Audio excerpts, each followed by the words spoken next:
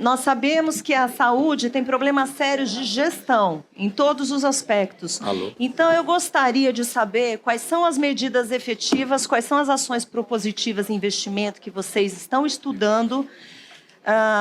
Quando a gente fala de gestão, eu estou falando de planejamento, estou falando de organização, estou falando de coordenação e estou falando de controle para treinamento e capacitação dos profissionais de saúde especificamente, para acompanhamento e avaliação dos prestadores de serviço. Trabalhou, e aqui teve uma fala da deputada Adriana Ventura, que coloca: a carreira em Brasília deveria estar na ponta, né?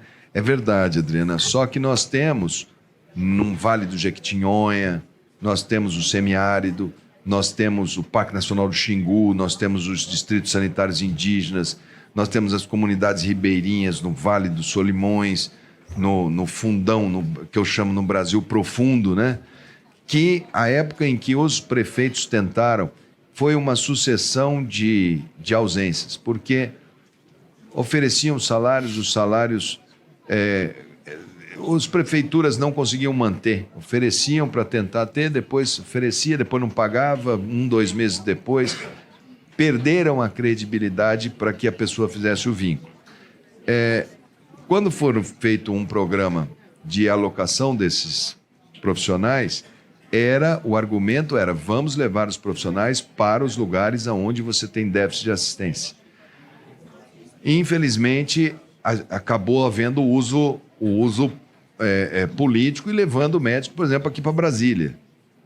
Não me parece que Brasília, capital federal, um dos maiores per capita do Brasil, asfaltada, enfim, com universidades, com faculdades, que Brasília necessite de médicos pagos pelo governo federal, né? Então, o que a gente está colocando é como, primeiro, não politizar quem vai, que é um dos princípios. Quer dizer, eu tenho que ter um critério de seleção. Como garantir que essa pessoa vá e ela não seja presa das pressões políticas? Você está aqui, mas se o deputado A, ou se o prefeito B, ou se o ministro C não continuar, você vai sair. Então, você tem que fazer campanha para A, para B ou para C.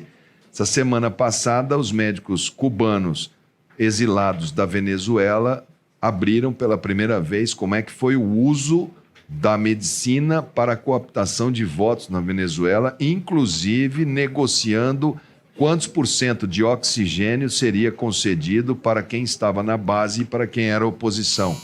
Isto nós não podemos nem ousar politizar o atendimento à saúde. Ela tem que ser suprapartidária e ela tem que ter o caráter basicamente horizontal para os brasileiros. Não dá para fazer de outra maneira.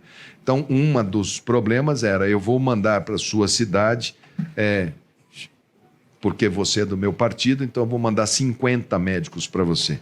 Aqui era muito comum, assim, um termo que os prefeitos usavam, assim: me arruma 10 cubanos.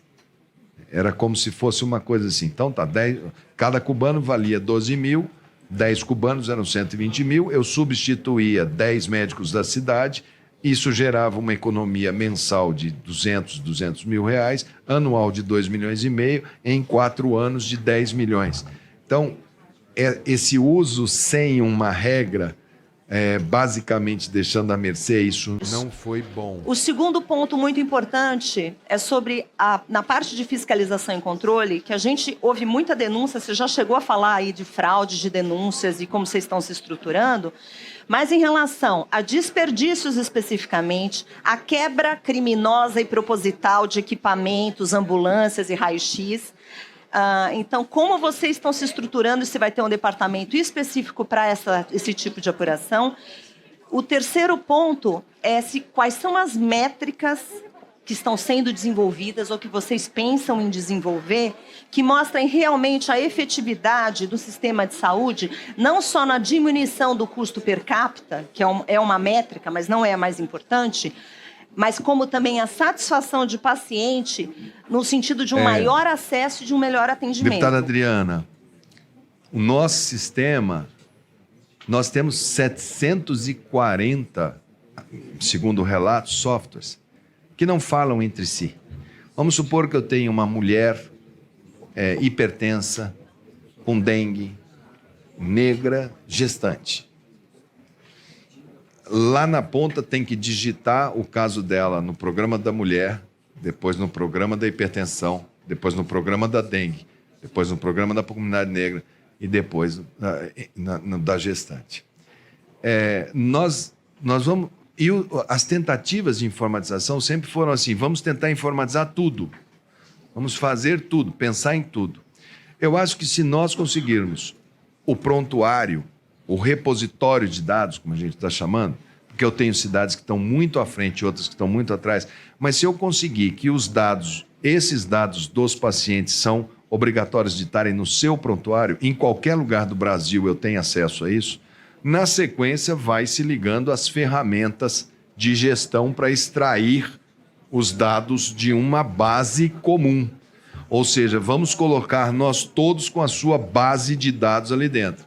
Eu, Luiz Henrique Mandetta, tenho 54 anos, minha história vacinal, minhas internações hospitalares, as minhas consultas médicas, e com a criptografia, com nível de segurança necessário, porque os meus dados pertencem a mim e ao profissional que está me atendendo.